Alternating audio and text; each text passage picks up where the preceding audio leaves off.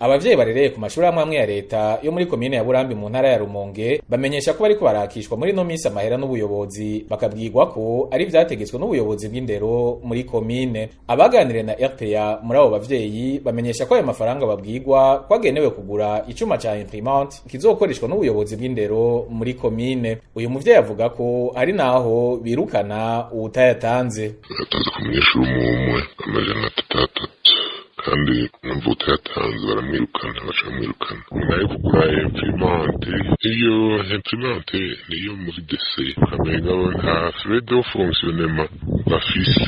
Ayo mafaranga yakishwa buri munyeshure abavyeyi bamenyesha ko bayafata nkayo bibwa. Imvo ngo nuko atari n'ijyambere yakishijwe kandi bakabwirwa ko agenewe kugura nyacuma ca imprimante. Nama y'abavyeyi yabaye nta ibintu bizo ko nyene directeur baza kwempoza abana aparame pase bari bayatangishije. Ubundi rero ariko agomba kugira ngo umengane ibintu bagira kugira abashire mu mifuko yabo.